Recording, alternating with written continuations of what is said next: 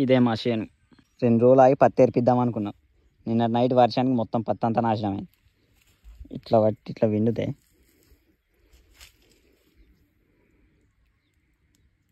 ఈ సంవత్సరం పంట మంచిగా వెళ్తే అప్పు కడదాం అనుకున్నాం. అప్పు కట్టుడు కాదు, అప్పు ఇంకా పెరిగిపోయింది. 2 రోజులు ఎండలు కొడితే సెట్ అవుతుందన్న ఆశ కూడా లేదు. మొత్తం కింద పడి నాశనమైంది. మొత్తం మట్టిగా అప్పింది కింద పడ్డ దాని మీద కూడా. మా వాళ్ళు అంటాను అంటే ఈ సంవత్సరం పంట పోయిందిరా, నెక్స్ట్ ఇయర్ పంట వెళ్ళినప్పుడు ఖచ్చితంగా అప్పు కడదామని అంటాను. నేను చిన్నగా ఉన్నప్పటి తినే మాట ఇదే, వచ్చే సంవత్సరం పంట మంచిగా వెళ్తుంది అప్పుడు అప్పు కడదామని.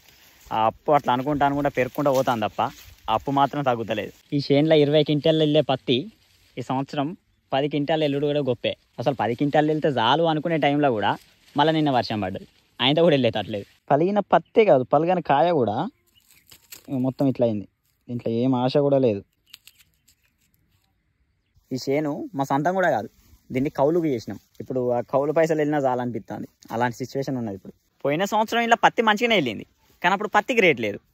ఇప్పుడు పత్తికి రేటు ఉన్నది అంటారు, కానీ పత్తి మంచిగా లేదు. నాకు తెలిసి ఎడతిరిగి రైతే లాసు. అసలు ఈ వ్యవసాయం చేయాలంటే భయం అవుతుంది, కానీ వేరే దారి లేదు. తెల్లారితే పత్తి చేనులు తప్ప, పత్తి చేనులు పొలాలు తప్ప మనకు వేరే దారి లేదు. అప్పుడప్పుడు అనిపిస్తుంది పొలాలు చేనులు వేయడానికన్నా ఏదైనా సైడ్ బిజినెస్ పెట్టుకొని అలా కొంచెం లాభం వచ్చినా బతకచ్చు అనిపిస్తుంది.